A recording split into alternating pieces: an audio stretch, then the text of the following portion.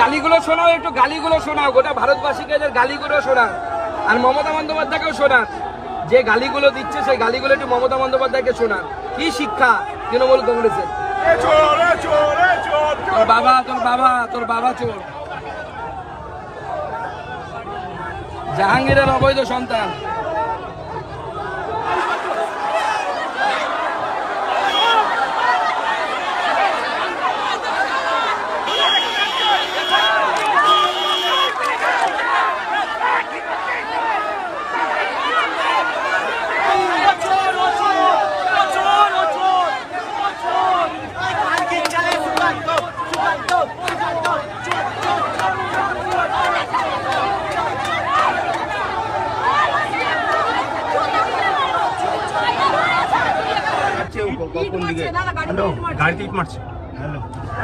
अरे पुलिस से बात करो, गाड़ी पे हिट मारा है, तुम्हारा कुछ प्रोटोकॉल है कि नहीं?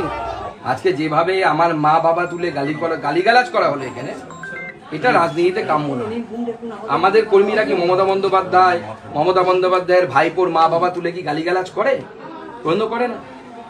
আমরা কোথাও রাজনৈতিক বিক্ষোভ দেখাতে পারি, কিন্তু তাও তাদের সামনে বিক্ষোভ দেখায় না। আমরা মমতা ব্যানার্জি গেলে কেউ হয়তো জয় শ্রীরাম উৎসাহে বলে দিল, সেটাও কোনো বাজে কথা বলা নাই। তো আজকে এইখানে এসে এই ধরনের ঘটনা ঘটালো এটা গণতন্ত্র মেনে নেওয়া যায় না। আমি এটা লোকসভার বুকেও তুলে ধরবো, গোটা ভারতবর্ষের মানুষকে দেখাবো যে তৃণমূল কংগ্রেস হচ্ছে অসভ্য অশিক্ষিত বর্বরদের দল, যাদের মুখের ভাষা এরকম। এখানে অবৈধ নির্বাচন হবে কি ভাবছেন? দেখেন, এখানে অবাধ নির্বাচন হওয়ার সম্ভাবনা কম, যদি না নির্বাচন কমিশন এই গুন্ডাগুলোকে অ্যারেস্ট করে। দাদা, ক্ষুদিরাম বোস হয়ে গেল বাঙালির অস্মিতায় আঘাত, গোবলার চক্রান্ত, বাংলার ইতিহাস বদলের চেষ্টা, কি বলবেন? আগে আপনি বলুন, কি নাম? কীর্তি আজাদ, নাম শুনেছেন? উনি বাংলার সাংসদ, নাম শুনেছেন? কোন বাংলায় ভাষায় কথা বলতে পারেন? উত্তর দিন তো। কেন? শত্রুঘ্ন সিনহা, নাম শুনেছেন? সাকেত গোখলে, রাজ্যসভার সাংসদ। আর নাম বলবো? তৃণমূলের না বলে পয়সা দিন, আপনি যা ইচ্ছে তাই করুন। পয়সা দিলে পরে হয়ে যাবে। পয়সা দিন, আপনি 6 তলা বানান, 4 তলা মাইনাস হয়ে যাবে, দেখাবে 2 তলা। আপনি দেখতেই পাবেন না, দূরবীন দিয়েও দেখতে পাবেন না 6 তলা বিল্ডিং। হ্যাঁ হবে তো, নতুন কি আছে? 2 মাস অন্তর 3 মাস অন্তর অন্তর তো এখানে ইয়ে হয়, আপনার হয় আগুন ধরে না বোম ফাটে। দুদিন আগে মেটিয়াগুড়ি যে আগুন ধরেছিল, কালকে নন্দীগ্রামে বোম ফেটেছে।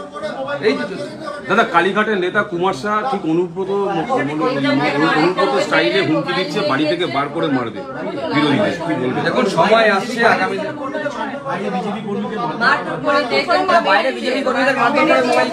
দেখুন, এটাই হচ্ছে অ্যাডমিনিস্ট্রেশন এখানে, যেখানে এইভাবে পুলিশের সামনে বিজেপি কর্মীদের মাথা ফাটিয়ে দেওয়া হচ্ছে।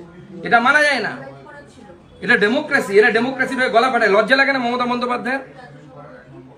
এটা লজ্জার বিষয় একটা, যে তার ভাইপোর কনস্টিটিউয়েন্সিতে একজন কেন্দ্রীয় মন্ত্রী এসে কি করতে, তার কর্মী মার খেয়েছে, তাকে দেখতে। সেই অধিকারও ডেমোক্রেসিতে নেই, গণতন্ত্রে নেই। তারপরে আপনার গণতন্ত্রের বড় বড় কথা বলেন। এটা কেউ মানবে ভারতবর্ষে? গোটা ভারতবর্ষের মানুষ দেখা উচিত যে গণতন্ত্র, মমতা বন্দ্যোপাধ্যায় কি ধরনের গণতন্ত্র পশ্চিমবঙ্গবাসীকে উপহার দিয়েছেন।